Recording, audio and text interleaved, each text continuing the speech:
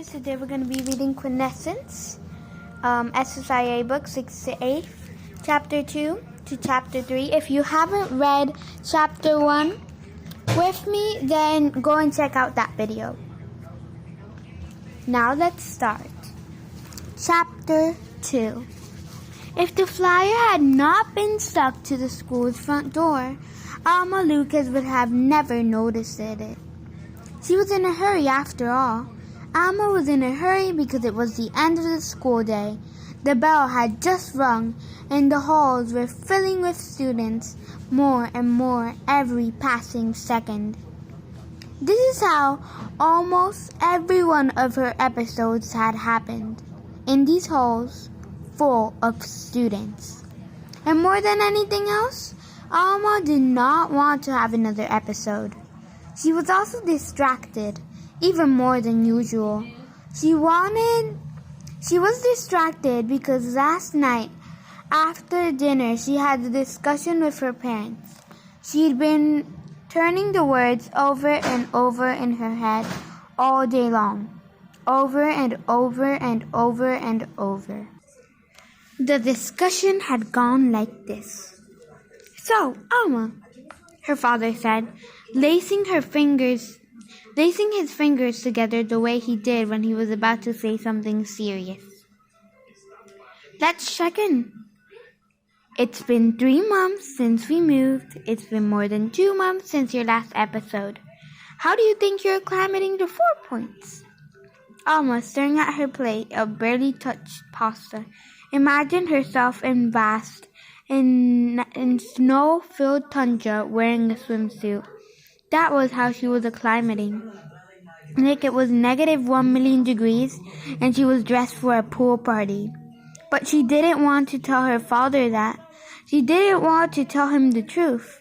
The truth, she knew, would only lead to more discussions. "Alma," her father replied, "are you listening?" "I am," Alma replied, "and I think I am acclimating really well. The weather is good. That's what I think." She hadn't been smiling before, but she smiled then. It made her face feel strange, like she'd put on a very tight mask. "I'm glad to hear that," her father said. I'm sure you'll understand why your mother and I have been worried." "I do," Alma said. "I certainly do. Who wouldn't be worried? But you shouldn't be." Alma's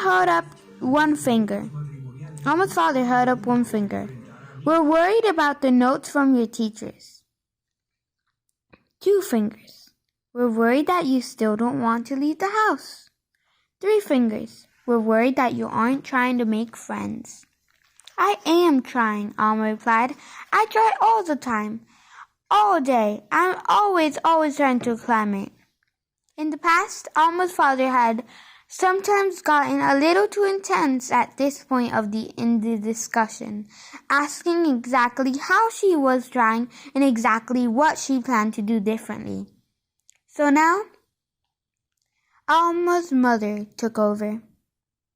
"We know you are, Alma Llama," she said, "but 3 heads are better than 1, am I right? So why don't we think together of new ways to try?" Alma's mother smiled at her. Alma doubted that her mother ever felt like she was wearing a mask. Her mother was the kind of person who smiled a lot and meant it every time. "Maybe you could sit with a new group at lunch," her mother suggested. "Say hello, smile, play sport, join a club. That's an easy one. Why don't you join a club? Or even go for a walk outside." Her chin rested on her fist, one finger tapping her lips, as if she had just come up with these ideas. But she had not just come up with these ideas.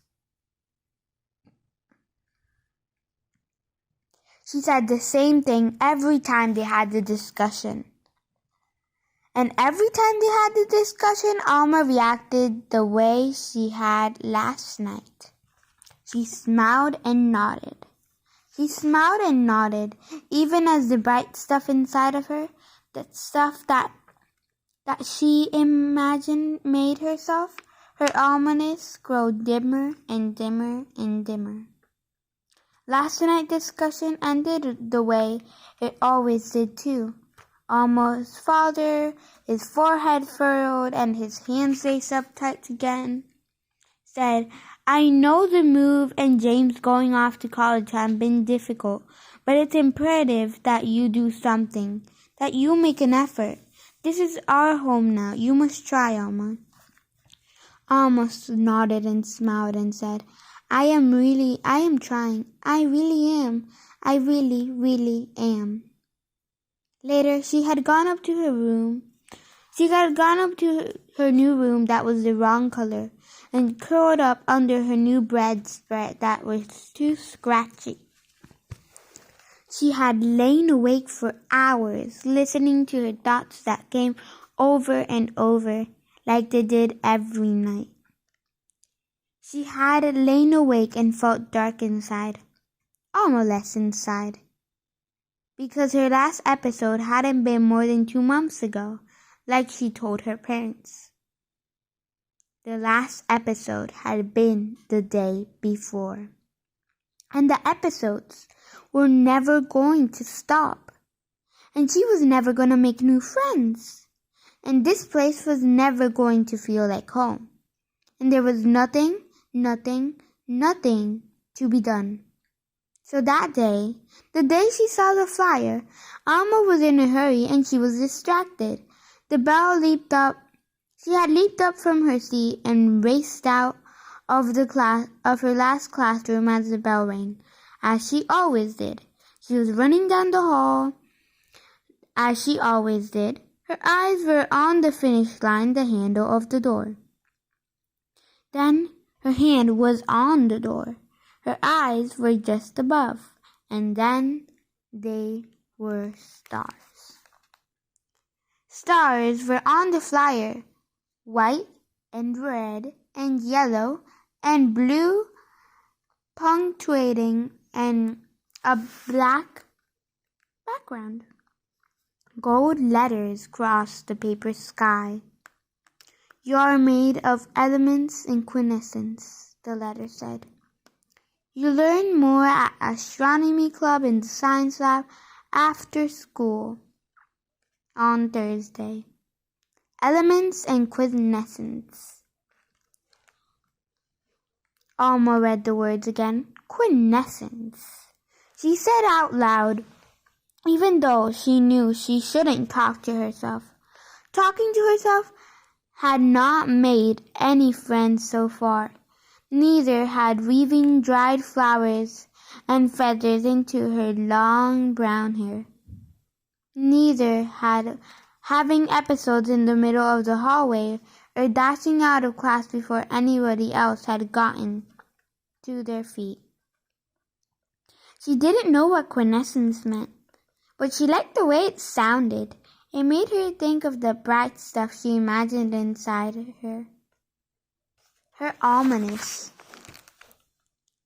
She touched the little stars, one after another. They were of coarse paper, but they seemed warm under her fingers, bright to her eyes. Thursday was tomorrow, and the flyer was new, she could tell. Untouched, uncrumpled. It was as if she had put there just now.